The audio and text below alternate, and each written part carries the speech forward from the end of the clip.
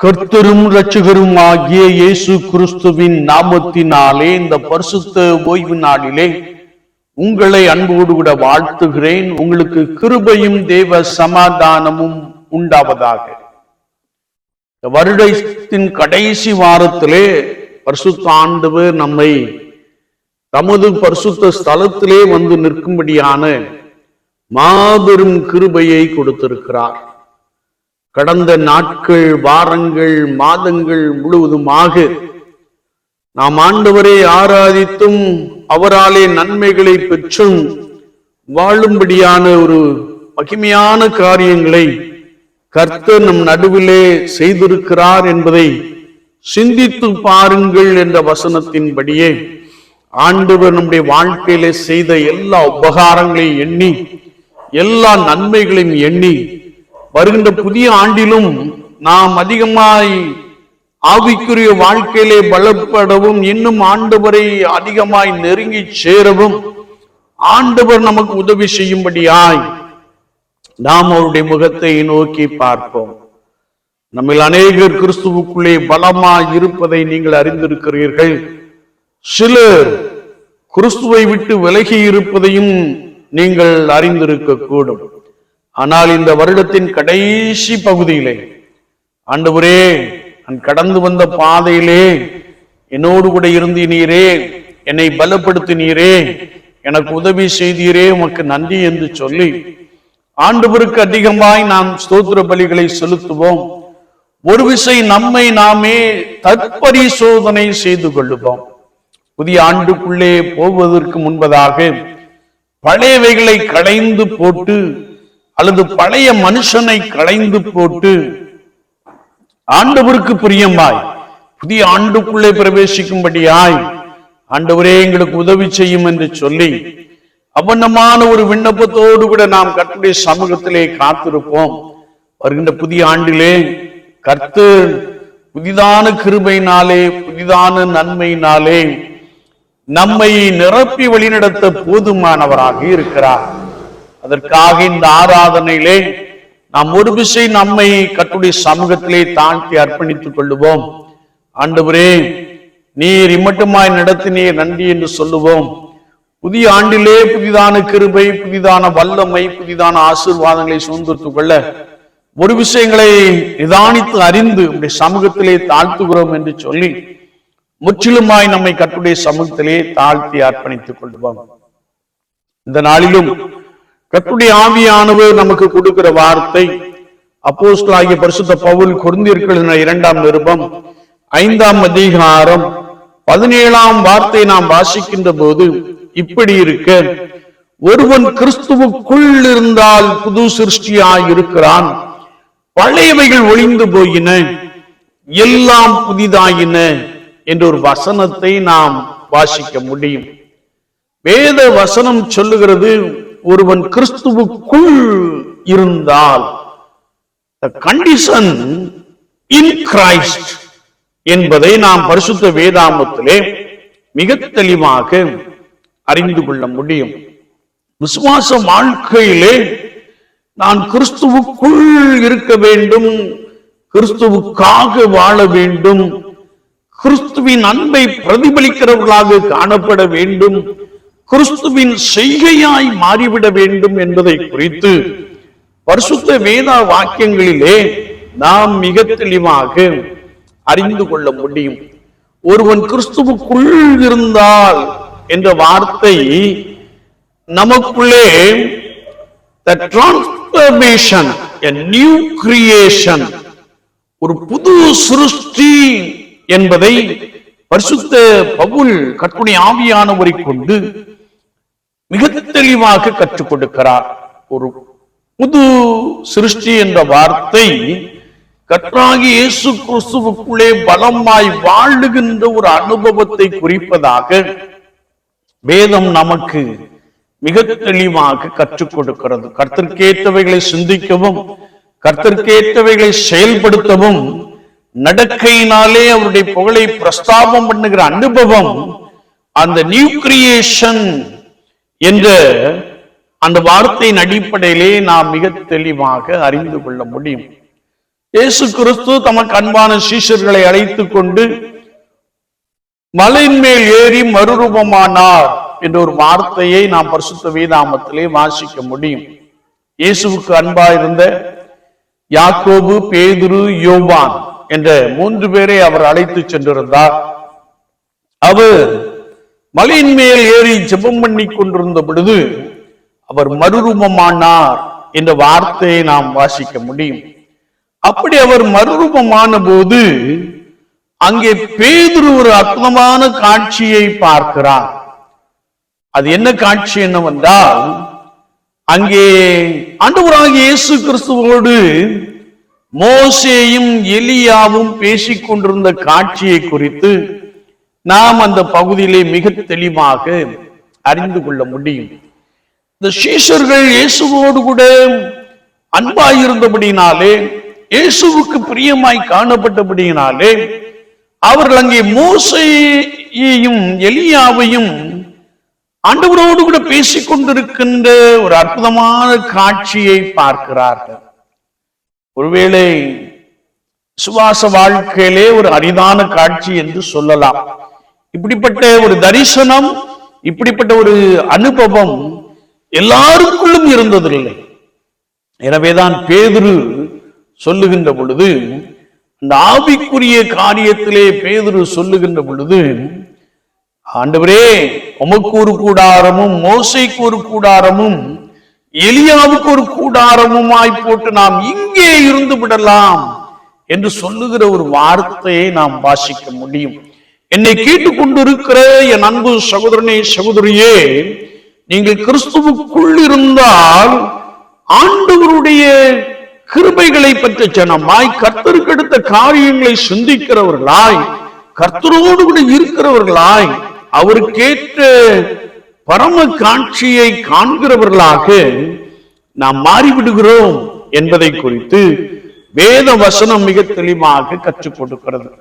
அப்போஸ்தலனாகிய பரிசுத்த பவுலை நாம் பார்க்கின்ற பொழுது, அவருடைய பழைய வாழ்க்கை, அவர் ஆண்டவராகிய இயேசு கிறிஸ்துவின் சீஷர்களை, விசுவாசிகளை துன்பப்படுத்தினார், சிறையில் கொண்டு போய் அடைத்தார் என்பதை நாம் பரிசுத்த வேதத்தின் மூலமாக மிக தெளிவாக அறிந்து கொள்ள முடியும்.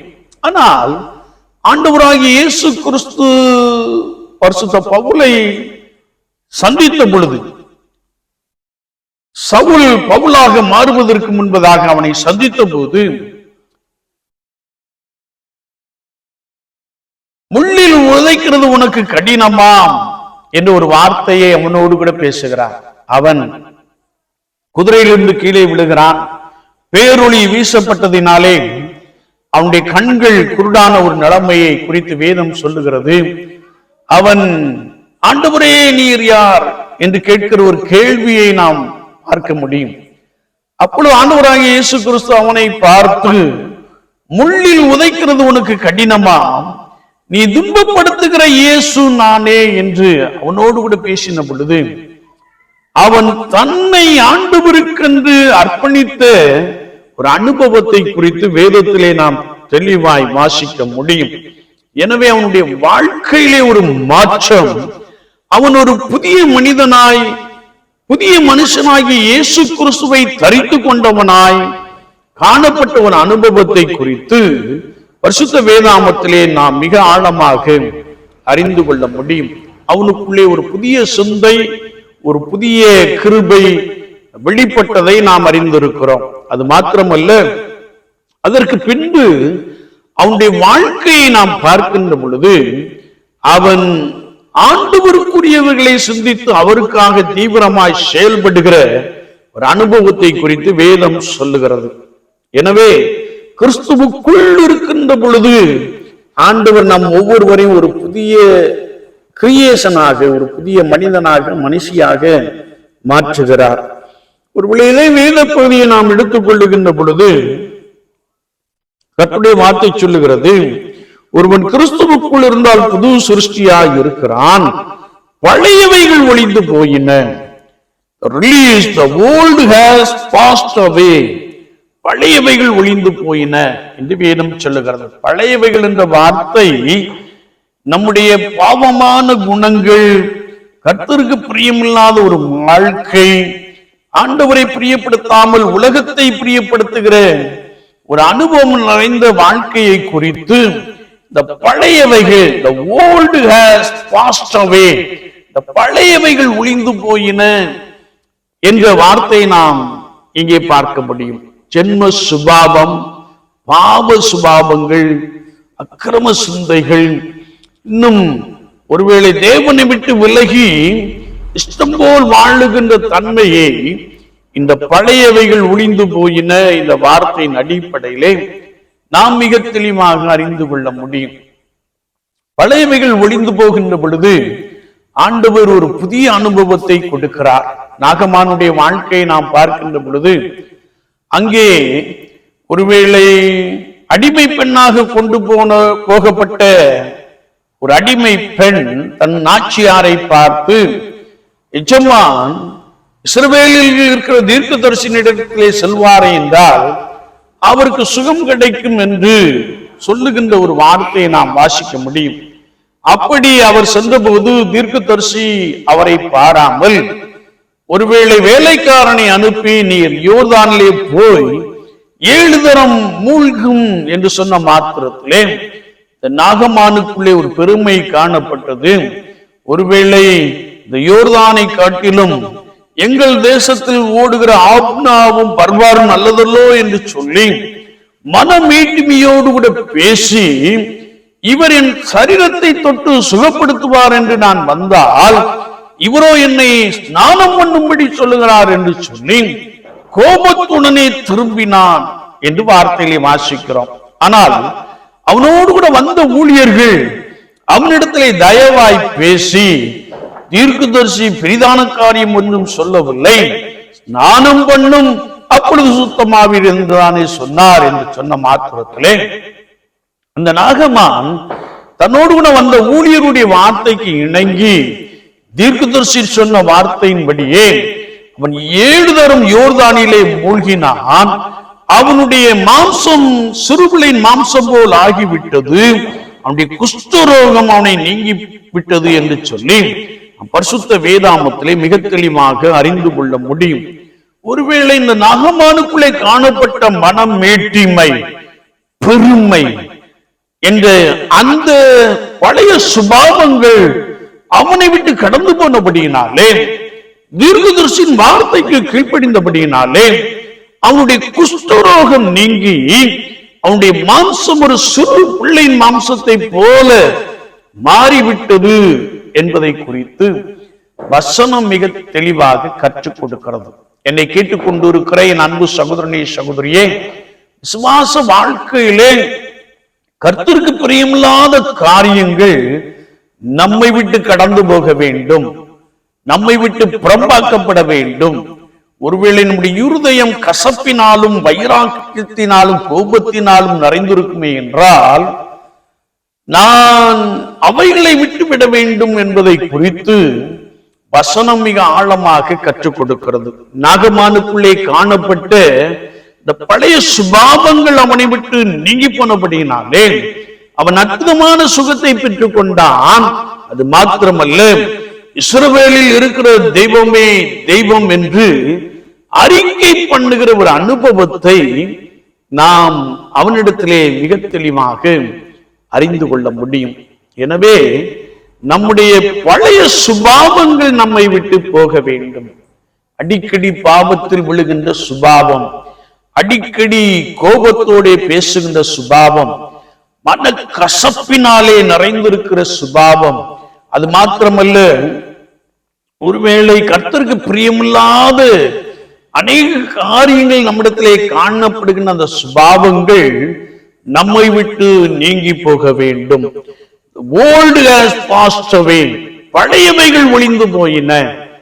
ஆண்டவருக்கு பிரியமில்லாத பழைய காரியங்கள் எல்லாம் நம்மை விட்டு ஒளிந்து போக வேண்டும் என்பதை குறித்து வேத வசனம் மிக தெளிவாக கற்றுக் கொடுக்கிறது. எனவே the old has passed away. நான்காவதாக the arrival, behold the new has come. இதோ நான் சகலத்தையும் புதிதாக்குகிறேன் என்று சொல்லுகிற ஒரு வார்த்தை. பழையவைகள் ஒளிந்து போயின, எல்லாம் புதிதாயின. எல்லாம் புதிதாயின என்ற வார்த்தை நான் கர்த்தராகிய இயேசு கிறிஸ்துவுக்குள்ளே ஒரு புதிய அனுபவத்தை, ஒரு புதிய பிரசன்னத்தை, ஒரு புதிய கிருபையை பெற்றுக் கொள்ளுகிற ஒரு அனுபவம். எனவேதான் ஆண்டவர் எசேக்கியேல் தீர்க்கதரிசியை கொண்டு சொன்னபோது, நான் உங்களுக்கு நவமான இருதயத்தை கொடுத்து என் ஆவியை உங்களுக்குள்ளே வைப்பேன் என்று சொல்லுகிறார். இந்த புதிதான காரியம் என்பது இயேசு கிறிஸ்து நம்முடைய இருதயத்திலே வாசம் பண்ணுகிற ஒரு அனுபவம். இயேசு கிறிஸ்து நம்மோடு கூட இருக்கிற ஒரு அனுபவத்தை குறித்து வேத வாக்கியம் மிக தெளிவாக கற்றுக் கொடுக்கிறது. பழையவர்களில் ஒளிந்து போயின எல்லாம் புதிதாயின என்ற வார்த்தை நம்முடைய வாழ்க்கையிலே நான் கர்த்தருக்காக வாழுகின்ற ஒரு பிரதான நோக்கம், கர்த்தராகிய இயேசு கிறிஸ்துவை வெளிப்படுத்துகிற ஒரு பிரதான நோக்கம் நம்மிடத்திலே, நம்முடைய ஜீவியத்திலே, நம்முடைய அனுதின வாழ்க்கையிலே பிரதிபலிக்க வேண்டும் என்பதை குறித்து வேத வாக்கியங்கள் மிக தெளிவாக கற்றுக் கொடுக்கிறது. எனவேதான் வேதத்தை நாம் வாசிக்கின்ற பொழுது, நற்கனி நிறைந்தவர்கள், ஆவியின் கனி நிறைந்தவர்கள், நீதியின் கனி நிறைந்தவர்கள், மனுஷர் விதமாய் உங்கள் நற்கிரியைகள் நிறைந்தவர்கள் என்று சொல்லி பரிசுத்த வார்த்தையிலே நாம் மிக ஆழமாக அறிந்து கொள்ள முடியும். புதிய மனுஷனாகிய இயேசு கிறிஸ்துவை நாம் தரித்து கொள்ளுகின்ற பொழுது, புதிய ஆதாமாகிய இயேசு கிறிஸ்துவை நாம் தரித்து கொள்ளுகின்ற பொழுது, விதமான அனுபவம் நிறைந்தவர்களாக இயேசுவுக்காக பலமாய் வாழுகிற ஒரு அனுபவத்தை நாம் நிறைவாய் பெற்றுக் கொள்கிறோம். அது மாத்திரமல்ல, நம்முடைய எதிர்கால வாழ்க்கை அல்லது வரப்போகிற அந்த புதிய ஆண்டிலே ஆண்டவர் ஒரு புதிய ஆரம்பத்தை, ஒரு புதிய வல்லமையை, ஒரு புதிதான அபிஷேகத்தை, ஒரு மகிமையான ஒரு காரியத்தை நம்முடைய வாழ்க்கையிலே அவர் செய்ய போதுமானவராக இருக்கிறார் என்பதை குறித்து வேத வாக்கியங்கள் மிக தெளிவாக நமக்கு கற்றுக் கொடுக்கிறது. ஒருவேளை ஆவிக்குரிய அனுபவங்கள், ஆண்டவருக்காக பலமாய் நிற்கிற ஒரு அனுபவங்கள், உலகத்தை வெறுத்து இயேசு கிறிஸ்துவுக்கு பின் சென்று நடக்கிற அனுபவத்திலே சிலுவையை எடுத்துக் கொள்ளுகிற ஒரு அனுபவங்கள் நமக்குள்ளே நிறைவாய் உண்டாயிருக்கிறதை குறித்து வேதம் மிக தெளிவாக கற்றுக் கொடுக்கிறது. கலாத்தியர் 6:15 நாம் வாசிக்கின்ற பொழுது, புது சிருஷ்டியே காரியம் என்று எழுதப்பட்டிருக்கிறது. என்னை கேட்டுக்கொண்டு இருக்கிற என் அன்பு சகோதரனே, சகோதரியே, ஒருவேளை நாம் ஒரு புதிய வருடத்திற்குள்ளாக கடந்து செல்ல போகிறோம். ஒருவேளை பழைய வருடத்திலே தேவனுக்கு பிரியமில்லாத காரியம் எது என்று சொல்லி நம்மை நாமே ஆராய்ந்து பார்ப்போம். வேதம் சொல்லுகிறது, நம்மை நாமே நாம் நிதானித்து ஆராய்ந்து அறிந்திருந்தால் நியாயம் தீர்க்கப்படுவதில்லை. ஒருவேளை புதிய ஆண்டிலே உங்களுக்குள்ளே புதிய ஆசீர்வாதம் வேண்டும் என்ற விருப்பம் இருக்கும், புதிய நன்மைகள் வேண்டும் என்ற விருப்பம் இருக்கும். புதிய ஆண்டிலே ஆண்டவரை மேன்மைப்படுத்துவார், உயர்த்துவார், எனக்கு முன்பதாக காணப்படுகிற தடைகளை நீக்கி போடுவார், அவர் என்னோடு கூட என்னை பலமாய் நடத்துவார், ஆசீர்வதிப்பார் என்ற விருப்பத்தோடு கூட நாம் புதிய ஆண்டுக்குள்ளே கடந்து செல்கிற அந்த உயர்வான எண்ணங்கள் நமக்குள்ளே நிறைவாய் காணப்படலாம். ஆனால் அவற்றை நாம் சுதந்திரத்துக் கொள்ளும்படியாய் இந்த பழைய வருடத்திலே நம்மிடத்திலே காணப்பட்ட தேவனுக்கு பிரியமில்லாத காரியங்களை நாம் விட்டு விடுவது அவசியம் என்பதை குறித்து வசனம் மிக தெளிவாக கற்றுக் கொடுக்கிறது. வேதத்தை நாம் வாசிக்கின்ற பொழுது, ஆண்டவருக்கு பிரியமில்லாத காரியத்தை நான் அறிக்கை செய்து அதை விட்டுவிட வேண்டும்.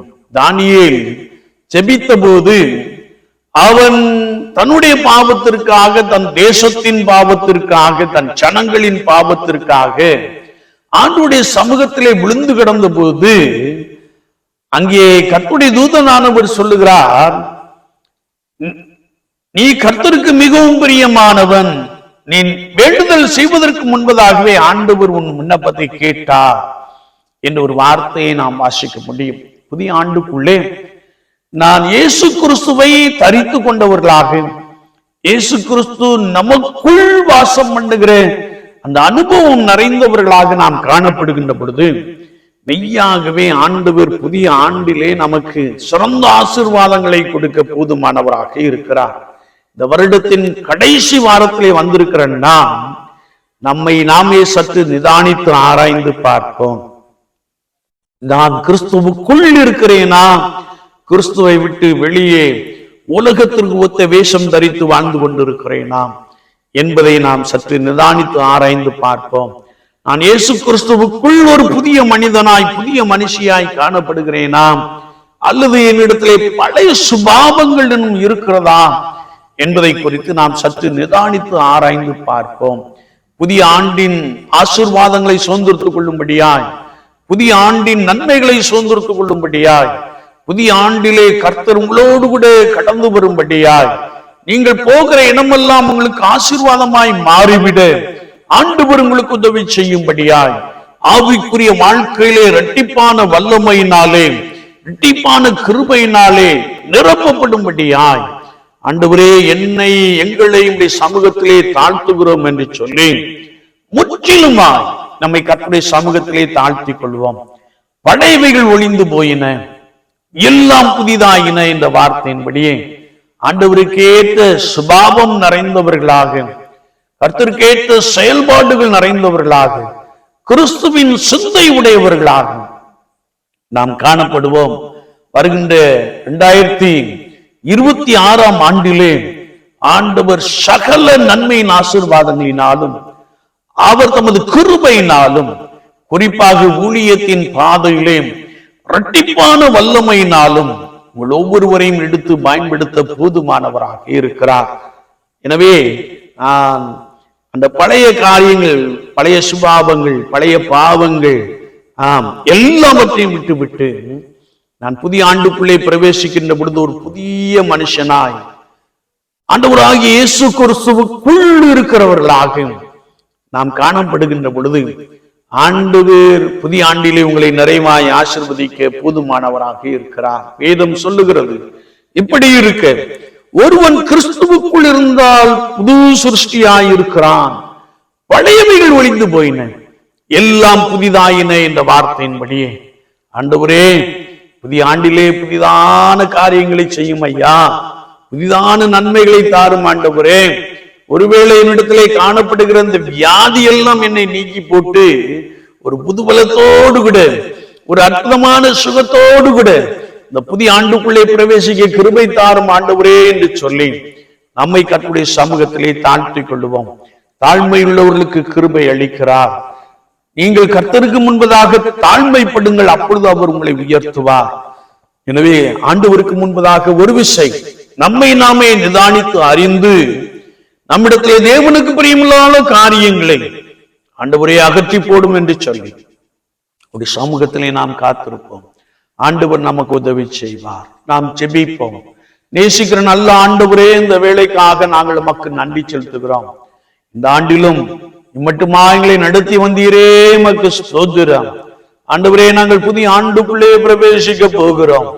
பழைய ஆண்டிலே உமக்கு பிரியமில்லாத காரியங்கள் எங்களிடத்திலே காணப்படுகிறதை நாங்கள் அலசி ஆராய்ந்து அவைகளை எல்லாவற்றையும் விட்டுவிட, அவற்றை எல்லாவற்றையும் ஒழித்து போட, அவற்றை எல்லாவற்றையும் எங்களை விட்டு புறம்பாக்க பரிசுத்த ஆவியானவர் உதவி செய்யும்படியா நாங்கள் வேண்டு நிற்கிறோம்.